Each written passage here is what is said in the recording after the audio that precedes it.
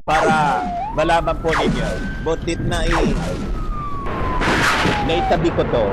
Tagal ko, mga tulag-tulag na. At may alikabok na, kaya kumati yung ilong ko kasi pagbukas ko Dito nito. tayo sa ating sunod na topic. Sabi ng ating Pangulo, dapat paghandaan ang hinaharap. Get ready for the future pandemics. Tama din. Asa na yun?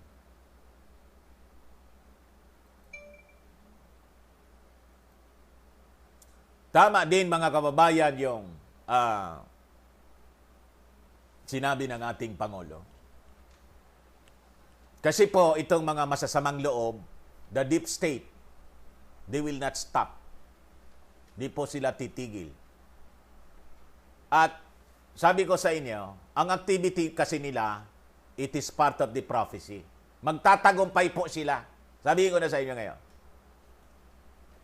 Kaya lang, as I was telling you, it is short-lived. Magtatagumpay sila. Ang ikinalulungkot ko lang, mga kababayan, at ikinababahala, hindi sa aking sarili, kundi para sa mga tao sa buong mundo, ay, if it will come in the next 10 years, may mga pangarap pa po tayo sa buhay. Di ba? Halimbawa si Madam Eileen, maliliit pa yung anak. Ako may bunso pa rin, mga kababayan na nag-aaral na gusto pang maging doktor. Yung anak kong arkitekto, gusto pang lumaki yung kanyang company. Di ba? Ito ang aking eldest. Gusto pang, hindi ko nasabihin. At si Queenie, gusto pang mag-travel kung saan-saan. Pag ganito yung buhay natin, magagawa natin ba yon? In fact, they're thinking, mga kababayan, revising all the daily routines.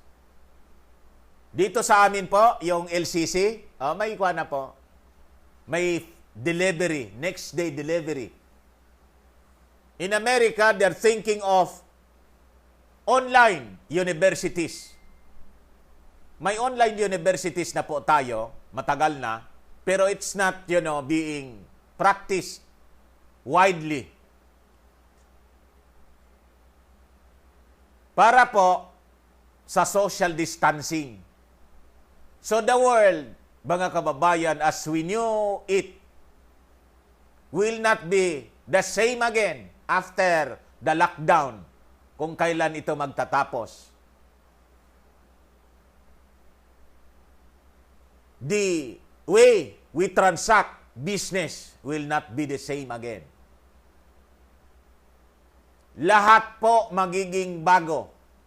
Bakit? Ito yung sinasabi ko sa inyo, as revealed by Prince Charles, the new economic order, new model of the economy.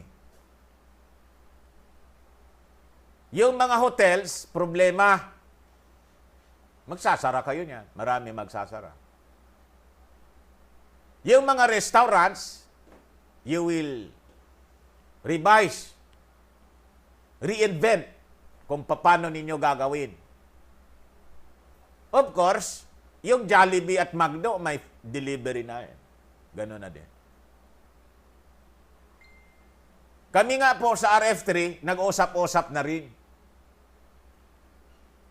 Ako, hindi naman po nababahala kasi ginagawa ko na.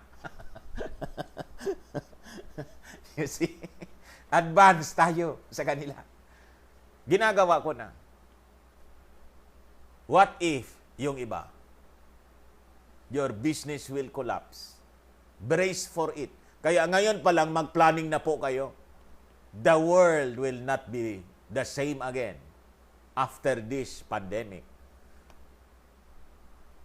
And hindi pa nga po tapos ang pandemic. Na-sense na ng ating Pangulo. Kaya nga po ang panawagan niya, it is now published here sa Inquirer, Duterte, ASEAN should be ready for future pandemics. Basahin ko po sa inyo.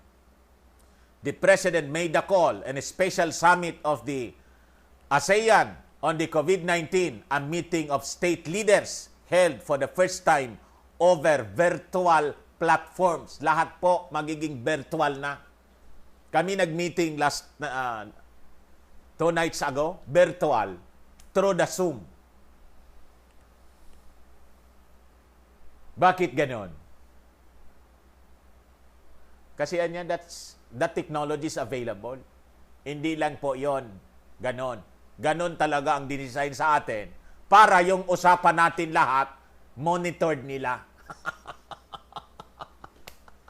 The powers that be. Controlling the technology. Sino may control ng technology? Globalist. Facebook, Zuckerberg. Google, sino may-ari ng Google? Yung usapan, wala nang sikreto. Virtual lahat.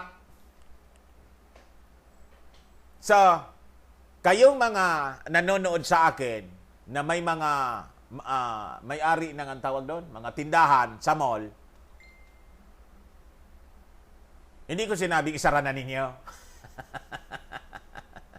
Idagdag ninyo sa serbisyo ninyo online. Yung tindahan ninyo ng damit, yung tulad ng mga ginagawa ngayon ng mga online entrepreneurs, idagdag ninyo yon or else you'll close. Lahat online. Online. Social distancing kasi na mindset na tayo. Kasi natakot tayong todo. Kasi tinakot tayo. Naging paranoid tayo. Praning na sa COVID. Yun ang gusto mangyari sa atin. Pag napraning tayo, susunod tayo sa kanilang sa kanilang solusyon. Yun ang solusyon virtual. So lahat ng usapan, akala ninyo, hindi nila alam, nag-meetingan niya yung presidente doon sa virtual platform.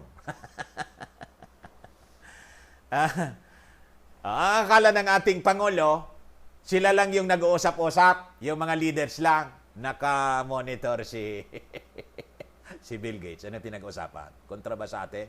Sa mga plano natin? Si George Soros, naka-monitor din.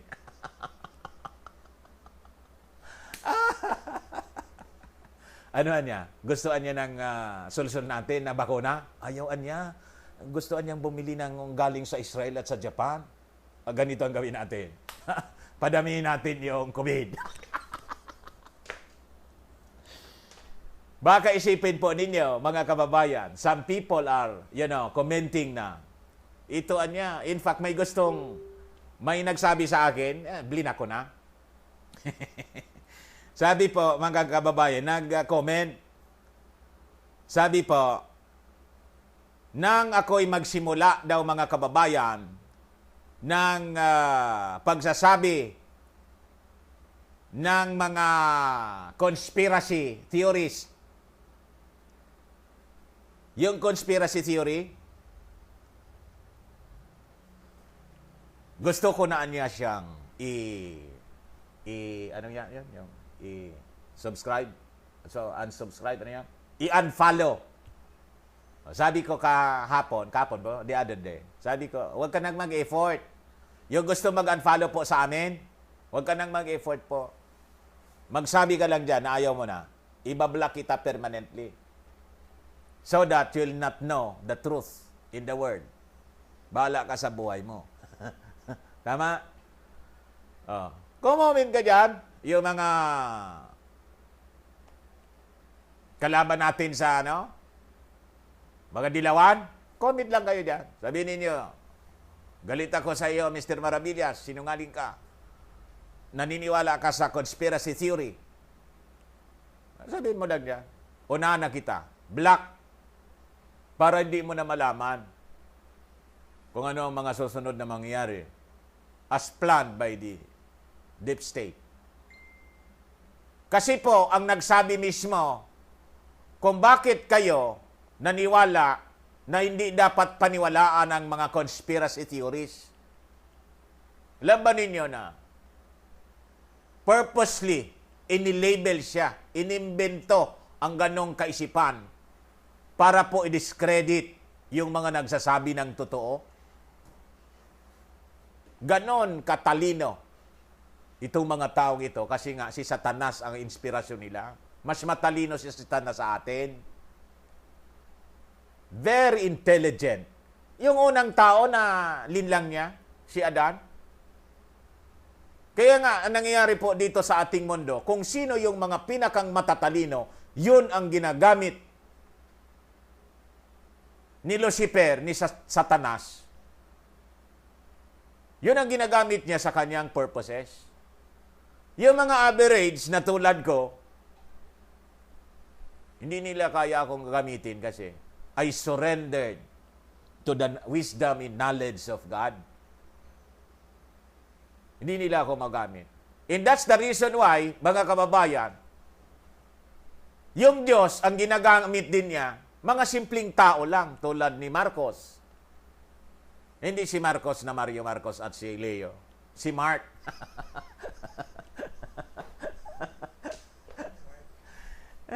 San Marcos. Sa Bible. Ni Matthew. Di ba?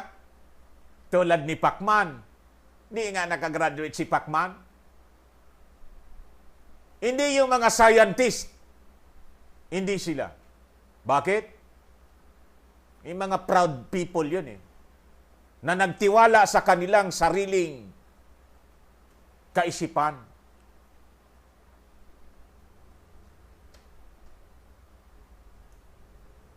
Do not trust on your own knowledge. I tell you, it is biblical. Never trust on your own knowledge. Trust in the knowledge of God. Yan ang totoong knowledge and wisdom. Ano sabi po ng dating CIA agent na si Kevin Shipp? Ano sabi niya? Conspiracy theories are invented to discredit those who are telling the truth. Ayun.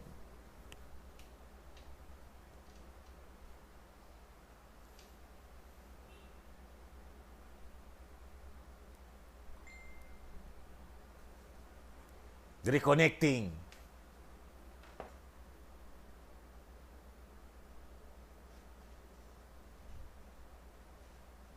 Ah. 1, 2, 3, 4. Pamina. Nag-freeze. Baga kababayan. Bilisan ko na. Bilisan ko na po. So, yun pala mga kababayan, that's the device of the devil. Papaniwalain tayo. Pagsasabihan ka, wag ka niya maniwala dyan, mga conspiracy theories na yan. Wala, hindi yan credible.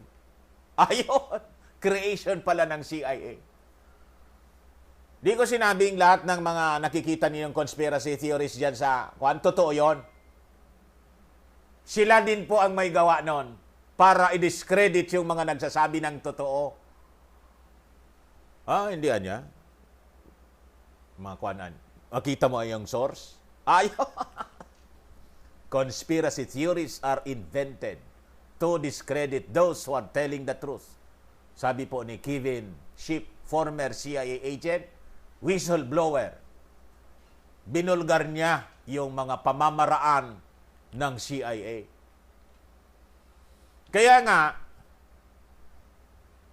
itong mga nire-reveal, mga kababayan, itong mga opponents ng mga globalists, they're being labeled as conspiracy theory or theorists, including Dr. Shiba. Si Dr. Shiba na nagsasabi ng totoo, nagdududa ang mga tao. Hindi niya. Di man niya yan totoo.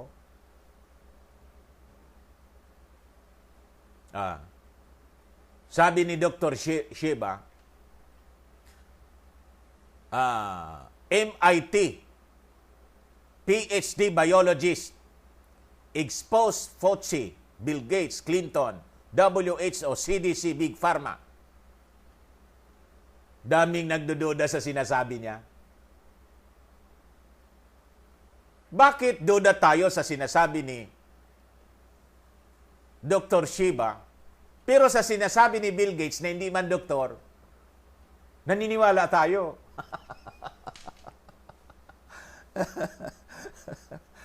Hindi ba, mga kababayan?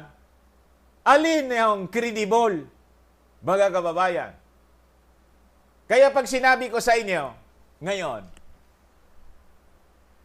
pagdudadahan ninyo yung sinasabi ko, sigurado. Ang sabi ko, ang tanong ko ganito. Ang mga namatay sa Amerika, 27,000 people na. Ngayon, saan dinala ang sandamakmak na mga bangkay? Bakit walang coverage yung media?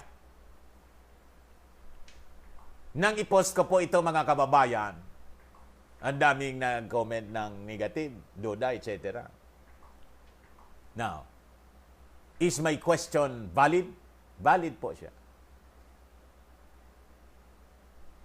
Kasi po, kung totoong 27,000, ano nga ni iso na ngay akaya?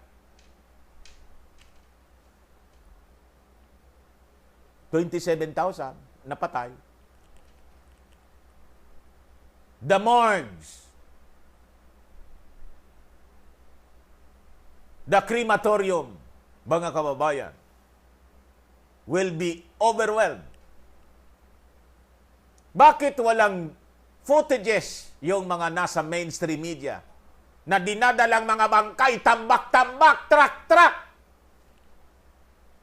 Bakit wala? Ang nakita ko doon sa New York Island, 8 ng kahon. 8 kahon. Tingnan ninyo. 8 kahon na nandun.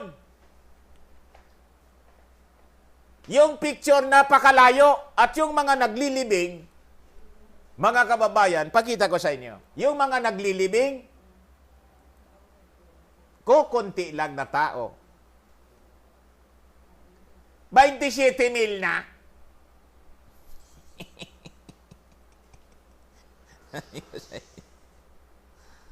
Kung paano tayo pinaiikot ng mainstream media. Oh, tingnan ninyo. 8. Bilangin niyo yung kahon. 8. Ilan yung taong naglilibing? 1, 2, 3, 4, 5, 6, 7, 8, 9, 10, 11.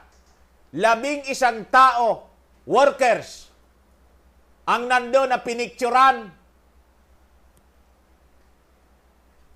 Pero ang namatay, 27,000 plus na daw. Naniwala naman tayo. Kasi yun ang rini-report araw-araw sa media. Ano sabi po dito sa ano? Ano sabi po dito naman sa Pilipinas? Ang namatay, mga kababayan, sa COVID, 349 ang patay. Kaya ang tanong ko, bakit 349 na ang namatay? Wala man lang coverage, walang report yung media na kahit isa na inililibing or kinikremate or may footage man lang sila, ito na yung biktima ng COVID. Dinadala na doon sa crematorium. Kahit hindi nila i-mention yung pangalan. Kasi nga, for the protection daw ng pamilya, baka iwasan na. Ganon. Bakit si Kuan pinangalandakan pag na-COVID siya? Si Coco. Si Angara. Sino po yung isa? Si Subiri. Kita ninyo? Ayun. Mga kababayan, ang tanong, bakit daw? Ano ang sabi rito? mga kababayan, about lies.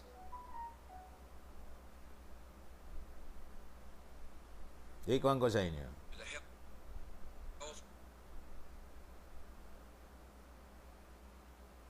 Want to make a lie seems true?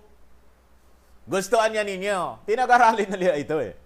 Kaya nga po, ang daming nauto, especially sa religion. Kasi paulit-ulit yung naririnig mo, akala mo, yun na yung totoo. Paano natin gagawin, mga kababayan? Want to make a lie seem true? Say it again. And again. And again. Ang tao maniniwala, totoo yung sinasabi mo. So, again and again and again, ang naririnig natin, there is an increasing.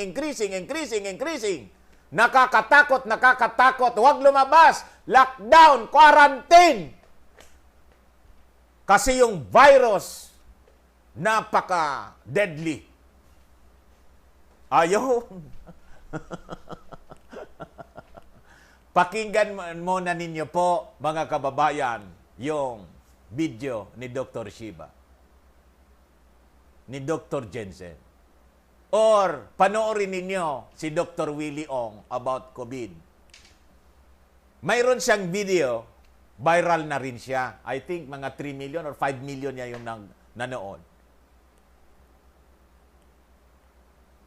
May home remedy pala. At pag pinanood mo yung statement ni Dr. Willie Ong, sabi ko sa inyo, kakalma ka. Pero naririnig natin sa mga officials, mayors, congressman, senador, health officials, ay talagang may takutan ka. Hindi ka nagagalaw. Pumasok kayo, lockdown. Hindi kayo sumusunod, extend. Ayun, yun ang mindsetting sa atin. Di ko sinasabi sa inyo na wag nating sundin. Di ko sinasabi sa inyo. Baka iniisip ninyo, I'm defying the order of the authority. Hindi nga kami lumalabas. Ang sinasabi ko sa inyo, tingnan ninyo itong mga sinasabi ng mga experts. So, I challenge the mainstream media. Mainstream media, huwag report ng figures. Kunan ninyo ng footage, yung, para kung gusto talaga ninyong maintakutan yung tao, yun ang gusto ninyo eh. Yung pagsunog sa mga bangkay, ipakita ninyo. Bibilangin namin. Di ba may tracker kayo? Sinusundan ninyo lahat. Ang hindi ko maintindihan po as a media practitioner. Alam ko kasi kung ano ang ginagawa ninyo eh. Gawain ko kasi din. Gawain din namin kasi yan noon. Kung paano i-fake yung kwento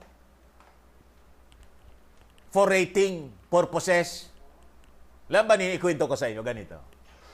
When I was the production manager of one station here in Albay, one of my reporters assigned outside, mga kababayan, naalata kong niloloko ako. I was the production manager. Kinikwentuhan niya. Naririnig ko yung report. I was not the anchorman then. Patay na yung reporter. Kaya, hindi man niya ako maririnig ngayon. Eruption ng Mayon. Di nagre-report siya. Sabi niya, thank you so much sa ganito, yung anchorman. Hindi ko na-mention yung anchorman. So ako nakamonitor. Then, nasa labas na rin ako. Mga kababayan, yung Mayon Volcano ay talagang lumiliyab. At dito yung mga tao ay talagang nag-evacuate na, etc., etc., etc. Di niya alam. Sabi ko, parang niloloko tayo nito. Nakita ko yung Mayon Volcano kumalma na. Ang report niya,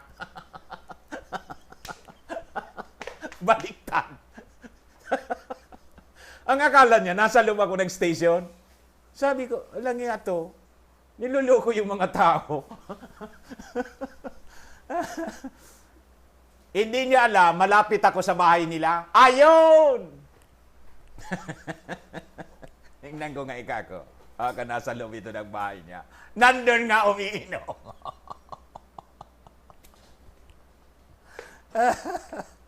Tsamba yung report sa marinig sabi, niloloko yung mga listeners namin. Sabi ko, wag mo na ulitin yan, ha? Andito ka sa loob ng bahay mo, gre-report kang sumisiklab yung, at yung tao na yung takutan. Tapos, nandito ka, nag-iinom.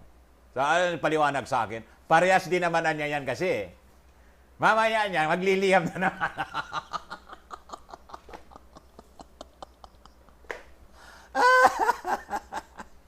Kaya mga gonggong na naniniwala sa kwento, kung bakit ako ganito ka-critical, because alam ko ang gawain ng mainstream media. I work for 35 years. Since I was in college, second year college pa lang po ako, reporter na ako. In age 25, production manager ako. In age 27, station manager ako. 7 station. Wag ako, mga kababayan. O ngayon, kaya ako po, hindi ako pwedeng maniwala basta sa mga kwento nila sa mainstream media. Alam ko ang trick. Alam ko. So I challenge you in the mainstream media. Para maniwala kami sa count ninyo, huwag lang kayo kukuha ng figure doon sa DOH. Di ba may investigative tayo? Tingnan ninyo kung ang mga nangamatay, kasi ngayon lumalabas, wala nang ibang namamatay sa ibang sakit, wala na yung sa heart attack, wala na yung sa pulmonya, wala na ngang namatay yata sa aksidente ngayon. Wala. Walang namatay sa sunog baga dahil sa kaiinom at sigarilyo. Wala na. Ang naririnig natin, COVID. Sabi ng mga tatanda, kung magkikwento ka niya ng patay sa bundok, huwag ka basta maniniwala hanggat hindi ibinababa. That's the wisdom from the elders. May patayan niya doon. Wag. Wag daw, sabi ng matatanda, maniniwala na may patay doon. Hintayin mo munang ibaba at tingnan mo kung patay. In the same manner, 27,000 ang namatay sa Amerika. Nasaan ang bangkay? Bakit ang nakikita natin 8? Doon sa island, New York Island, kung saan ang sabi, doon dinadala yung mga bangkay. O ngayon, kung it is cremated, saang crematorium, kuna ng footage yung pag-isa-isang sinusubo sa urn. Mga kababayan, this is patient number ganito. 27,002. Ayun. Pinapasok sa urno. May dapat may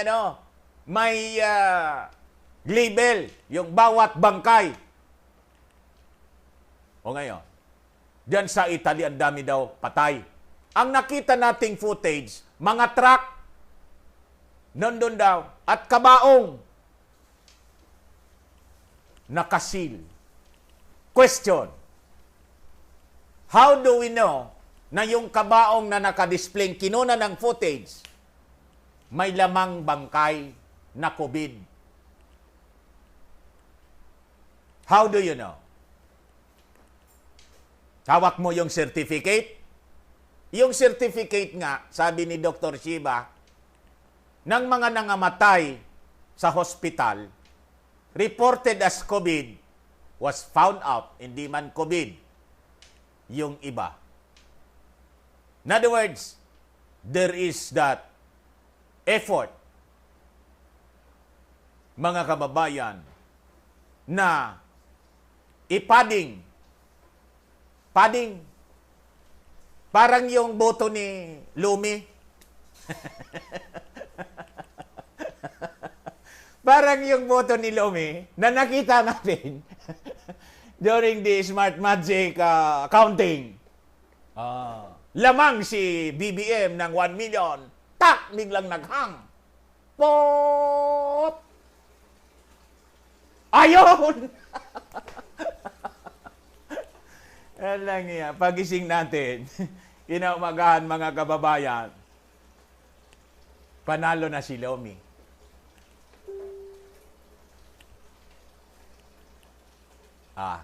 Tama ang analogy ko? Tama? Yung hindi naniniwala sa sinasabi ko, di paano? Sino sa inyo dyan sa Amerika ang pwedeng mag-provide sa atin ng footage ng tambak-tambak, sandamakmak? Imposible naman hindi yun i-cover ng CNN, ng BBC. Malalalim sila, di ba? Malalalim sila kung magbalita. Pagkatapos yun, na-overlook nila. At ang nakita nating footage, ganun lang. Napakahaba. Napakahaba yung tingnan niyo, ano sana yun? Yung cellphone ko.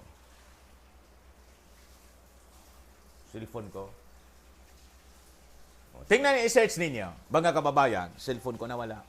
Nandiyan yata. May tumawag kasi. Tingnan ninyo. Pahaba, mga kababayan. Pahaba yung hinukay. Ito po. May tumatawag eh. Pahaba, mga kababayan, yung hinukay. Ang tanong ko, kasya doon yung 27,000? 27,000? Kasya ba doon? Yung hinukay nga doon, siguro, ang 1,000 doon, iwan ko lang, kung magkakasya ang 1,000, doon sa hukay na yon. Nandi ko sa inyo. Kung paano tayo pinagluloko dito sa mundo. Galit na galit ngayon sa akin yung mga globalists siguro. I appeal to you globalists. Matakot kayo sa ating Panginoon. May panahon pa na magbago. Do not be on the side of the Antichrist. The powers that be that will control this world. Do not be on their side. Repent. Do not be an instrument of the Antichrist. Yun ang aking pakiusap po sa inyo. Asa na yun?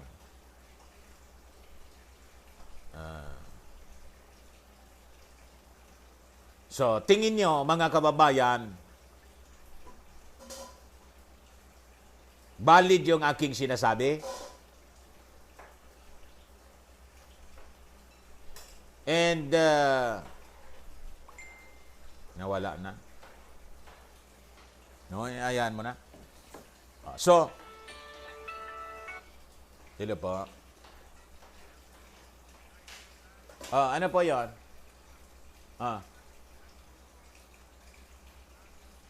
Madali lang po Madali lang po kasi live ako.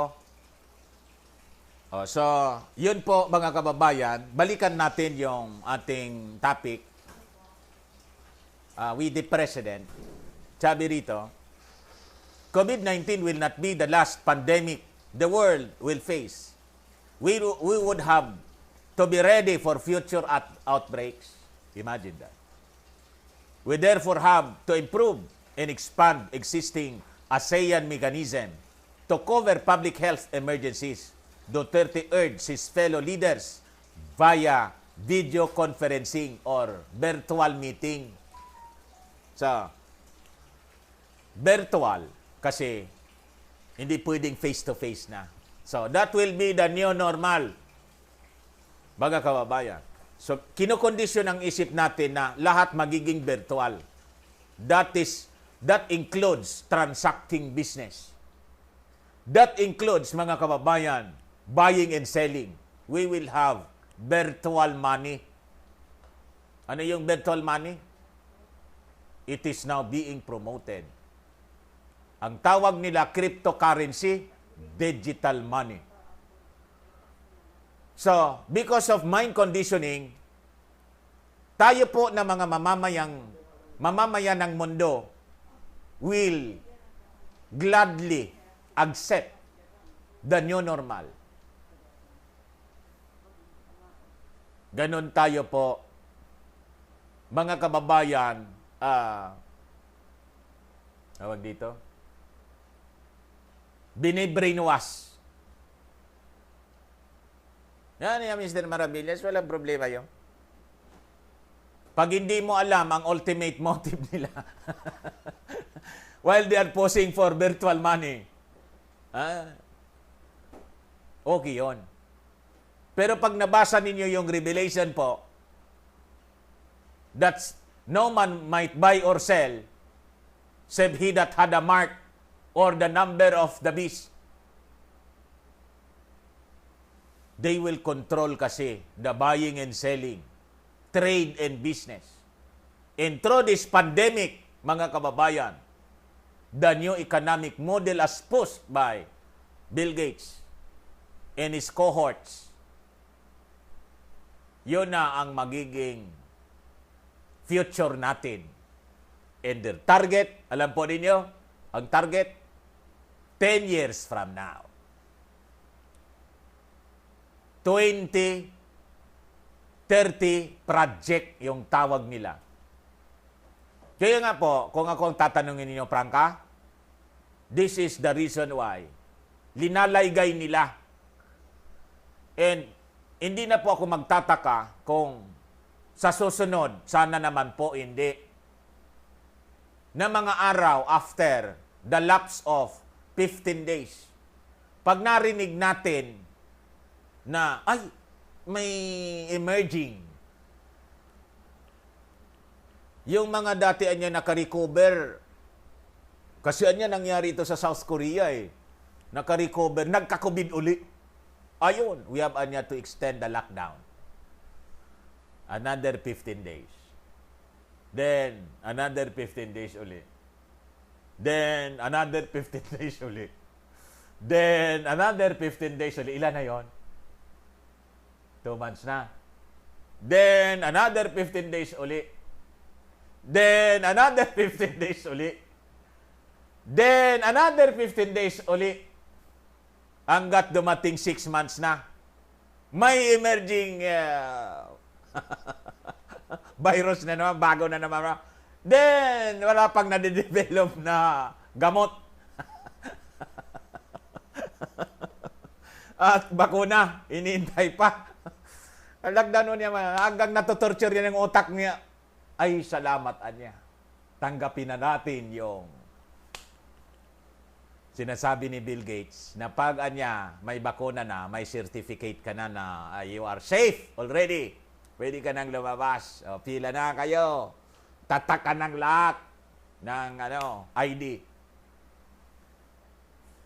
for easy contact tracing. Yan po ang nasa likod ng mga tawag. Kala ninyo, basta't lang lumitaw yung contact tracing, lockdown, ECQ. That is the language of the globalist, mga kababayan. And the difficulties na atin pong na-experience, all of this will be solved pag may ID na tayo. National ID. Yun ang sinasabi ng ating Pangulo Huwag ninyong sisihin po yung ating Pangulo. Hindi man niya po alam kung ano yung ultimate ID. Pero itong national ID natin, harmless pa rin ito. traditional ID pa rin ito, mga kababayan. Only that, the data na laman doon, detailed na po siya. So that it is easy for the authorities to identify sino yung tawag dito, qualified beneficiaries ng amelioration ng assistance ng ating pamalaan. Di ba ang ganda? Kita ninyo. Bakit naisip yun ng ating mga authorities? How is it related to revelation na this identification, ultimate identification, this mark, mga kababayan, would be a tool of the last dictator of this earth in buying and selling. And without that, you cannot buy or sell. You cannot avail of the services of the government. You will not have food. You don't have money. Paano tumugma yan doon? Naisip ninyo kung bakit? Kasi nga po, the prophecy is unfolding. Hindi magkakamali ang prophecy. Tugmang-tugma sa kanilang iniisip. Kahit hindi nila alam yung revelation, alam ba ng ating Pangulo yon? O ng mga senators? Ng mga congressmen? Other than si Pacman and the rest of the Christian legislators? Kasi may mga Christian legislators din tulad ni Congressman Abante ng Manila. Alam niyo yon. Bakit naisip? Pero, why is it all these Christian leaders? Hindi man po inopose nila yung national ID. Ang nag-o-oppose po, si Sarate. Ano sabi ng ating Pangulo? Kaya kayo nahirapan. Dapat sana maayos na niya yan eh. Yung delivery ng mga pagkain at saka amelioration. Hindi niya. Gusto nga magpa-imbestiga ni Ping Lacson at ni Soto because the Congress has passed and it was signed into law 2 years ago, but it is not yet implemented and they are calling for investigation. Ano sabi ng ating Pangulo? Si Sarate niya yung mga lefties. Sila ang ayaw niyang national ID kasi yung human rights. Kaya nga po, nag-comment ako doon, sinare ko. Kala ninyo, opposition yon, kontra sila. Sabi ko sa inyo, the globalists are so talented. Napaka-wise nila. So that, yung mga kala ninyong nag-oppose, akala natin hindi sila kasama. Baligtad po ang totoo. In fact, yung ang akala ninyo nagkokontra, sila yung nagpo-post. Kabilaan po ang laro para hindi po tayo makahalata. Ay lang yan talaga dito sa mundong ibabaw. So, it will be the new normal. The meeting will be virtual as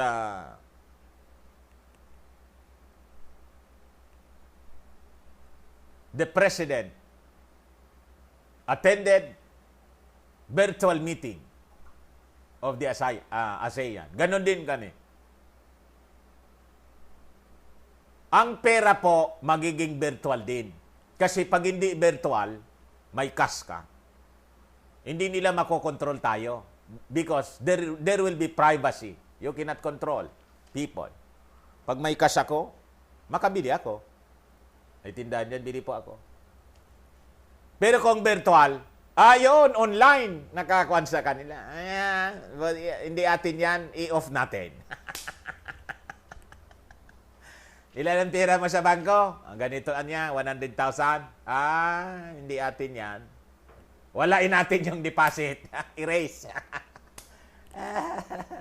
Wala ka magreklama niya, hindi ka naman amin. Alang yan talaga po. So the President pointed out that while measures implemented by member nations address the here and now issues, such measures were not enough and that the ASEAN must look ahead. I appeal to the President. Mr. President, tingnan ninyo po ang ginagawa nitong mga Western powers. Ako po, kung ako ang tatanungin ninyo po, magsarili po tayo dito sa Asia. We can do it. And in fact, pwede po kayong mag-usap ni Xi Jinping na ikinaiinis ng mga dilawan. Hindi po nila mapipigil ang China. Hindi nila mapipigil. That's the reason why yung China ngayon recovering. Because it is in prophecy that China will lead the kings of the East. China is an emerging power prophesied in the Word of God to rise in the last days and will lead the kings of the earth. Of the East pala, in the earth. The kings of the East in the battle of Armageddon. The last conflict that will come in the future. Kaya, yung mga nagpapadala sa propaganda and you are targeting China,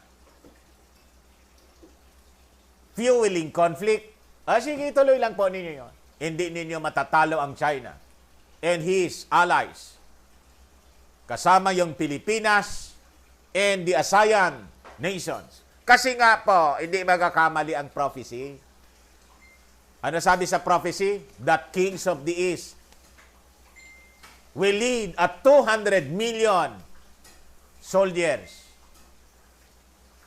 Pamomonuan daw niya ang 200 million soldiers. I ask you people watching me. Sa tingin ninyo, anong bansa ang may capability na mag-assemble ng 200 million soldiers kung hindi ang China? And in fact, ang reservist ng China, ang sundalo po ng China, 2 million sundalo, active soldiers siya. Ang reservist niya, 200 million.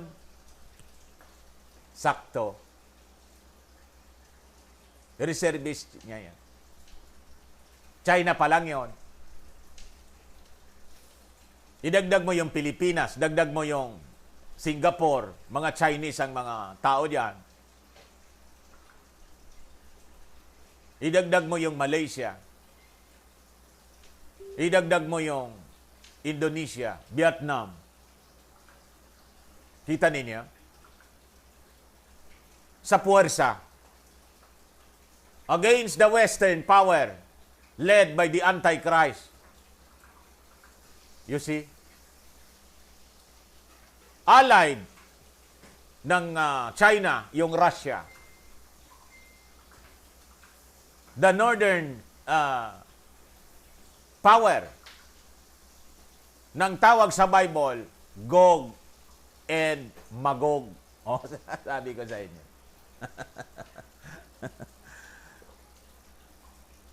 Kaya kayo po na abayas, Philippine Star Inquirer, nabasa ko yung mga kwento ninyo, iisa yung script. The same with the script of the news published by CNN, BBC. Alam na, galing sa mga globalist, attacking China. Accusing China na siya yung may gawa ng virus. Dapat yung China mamayad. And China is now accused of that. Kinasuhan sa United Nations. Kinasuhan. Ituloy ninyo yung panggagatong sa gulo. Hindi pa kayo nakontento ng pandemic, gatungan pa ninyo yung gulo. Di okay. Ha? yung mga panggagatong ninyo, as you fall trapped by the Western power, run by the Antichrist. Ako sa tingin ko po mga kababayan, yung Antichrist as described in the Word of God, buhay na ngayon. He is there in Europe, the first beast. Naghihintay lang ng pagkakataon na magpakilala sa atin. He is the brain of all this mess all throughout the world. He is the brain of this pandemic. Siya din po ang brain ng lahat ng mga pinapasunod sa atin, including the lockdown.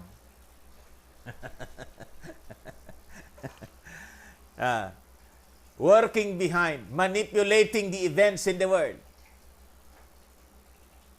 That Antichrist, I believe, nanonood sa akin ngayon. Lengayan niya yan. Hindi man siguro ako maintindihan kasi foreigner siya. Pero yung mga kuha niya rito, yung mga galamay niya dito, yung mga galamay yan dito. Magsusumbong yun. Isabutayan niya natin yung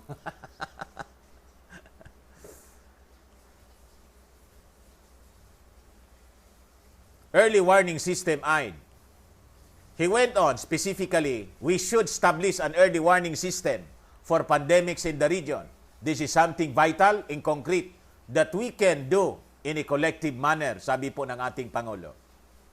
The President also welcomed Thailand's proposal to establish a COVID-19 ASEAN Response Fund and express support for research and development initiatives in developing a vaccine. Oh, kita ninyo?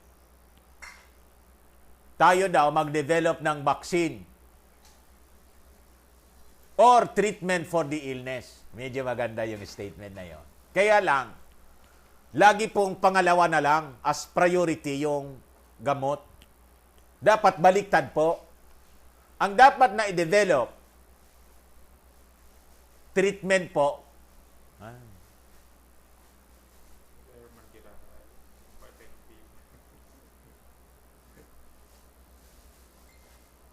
Jawagay, natapos ko na rin. Tira na itong topic. Oh, ninangkari, note ko na yun. Okay na. Okay na yun.